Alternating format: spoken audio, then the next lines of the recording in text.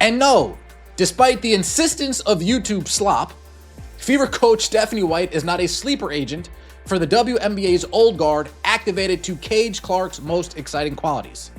White is, however, a ball knower who had a front row seat to Clark's Iowa wizardry as a broadcaster and realizes that sometimes the best way to get her the ball at the end of the possession is to have her give it up in the beginning. Now, the WNBA establishment just declared open season on Caitlin Clark, launching a desperate offensive that backfires the moment you look at the numbers. While mainstream outlets dismiss independent analysis as YouTube slop, they simultaneously run cover for Stephanie White's failing schemes by attacking the most impactful player on the planet. Their strategy has collapsed into a mathematical catastrophe, exposing White's coaching philosophy as a fraudulent facade built on legacy media protection rather than on-court results. We are acclaiming the slop label as a badge of war, weaponizing the very synergy data the elite try to hide behind to dismantle their lazy, scripted narratives. From the high-budget hacks at ESPN to the out-of-touch analysts of The Ringer, we are here to expose the terrifying gap between their propaganda and the reality of the game. The rebellion is here to strip away the establishment's polish and reveal the truth they can't handle. Let's get to work. Caitlin Clark at Iowa and think to yourself, you know what I'm going to do? I'm going to do the exact opposite of that. If I'm going to take Caitlin Clark off ball, you know what I'm going to do with her while she's off ball? Nothing. I'm going to do nothing with her. I'm not going to implement an offensive system so when she does play off ball, the mainstream sports media just hit the panic button because independent voices and elite basketball minds are exposing the systematic failure in Indiana. For weeks, the evidence has been undeniable.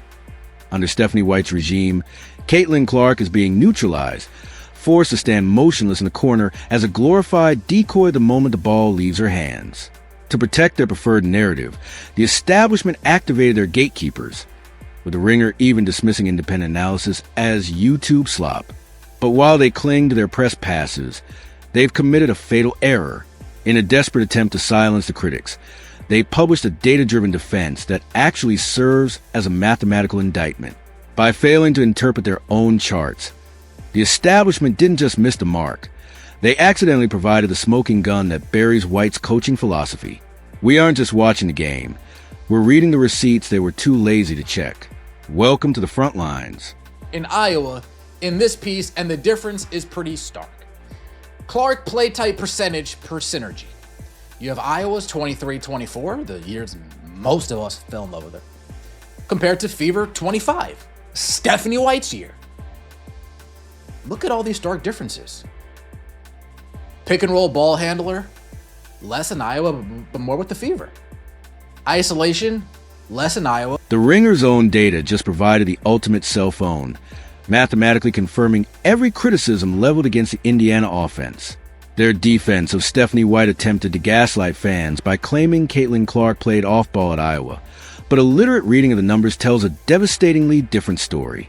Under Lisa Bludder, Clark's off-ball metrics, cuts the rim, catch-and-shoot jumpers, and navigating off-ball screens, were elite, proving a sophisticated system designed to weaponize her gravity. Bludder utilized elevator doors and pin downs to ensure the ball found its way back to the world's most lethal shooter. In contrast, under White, these movement metrics have completely cratered. The data doesn't show Clark playing off-ball in Indiana. It shows her being mothballed. The mainstream media inadvertently published a smoking gun. At Iowa, off-ball meant constant motion.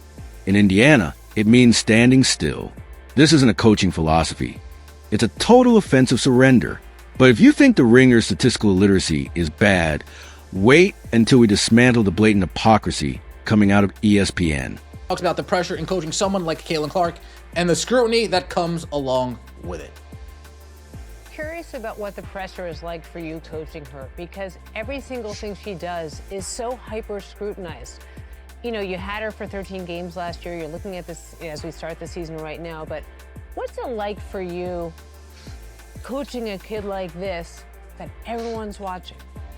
Laurencia Moten looked directly into the camera on ESPN and launched a narrative-driven assault on reality, claiming the Indiana Fever reached their peak last season only when Caitlin Clark was off the floor.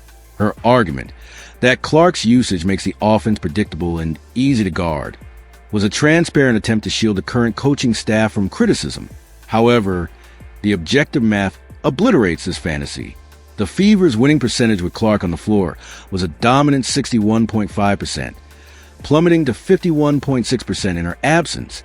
That 10 percentage point chasm isn't a minor fluctuation. It's a total competitive collapse.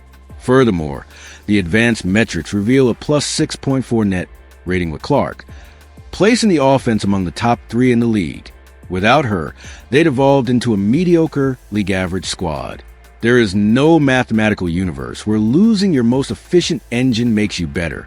Moden didn't arrive at her conclusion through data.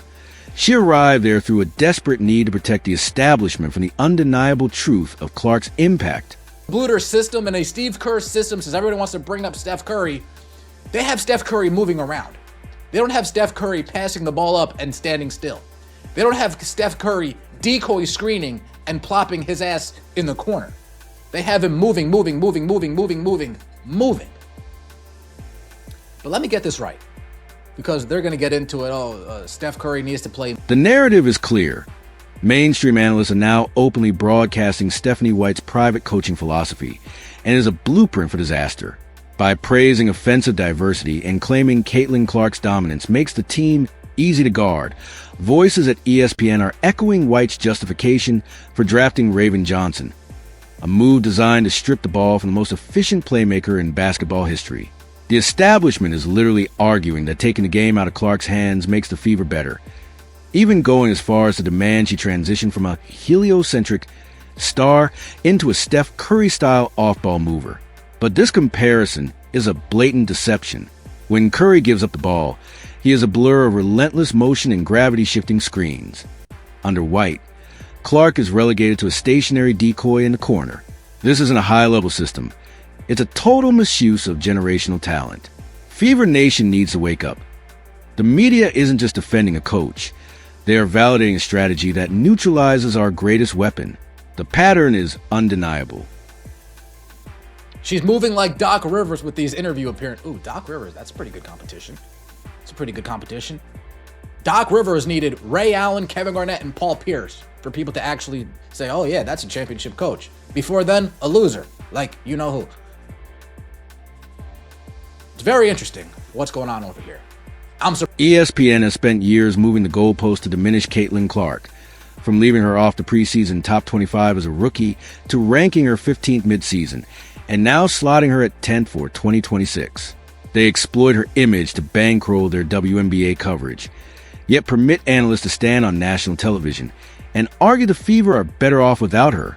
You cannot profit from her popularity while simultaneously engineering her erasure. Stephanie White presents herself as a basketball junkie, yet the general managers just handed her 0 votes for the league's best coach.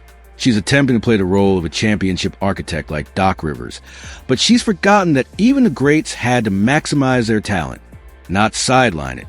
NBA media wouldn't waste a second on YouTube slop because they're busy covering an actual functional league. The WNBA establishment only attacks independent creators because they're terrified of a fan base that demands better than the fraudulence being pushed on screen. Saturday's showdown between the Fever and the Wings is the ultimate day of reckoning.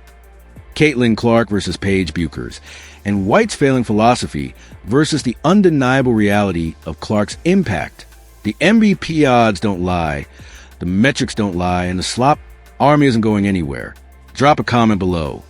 Was ESPN protecting White, or did they just accidentally hand us the evidence of her total failure? The season starts now, and the pressure is officially unbearable.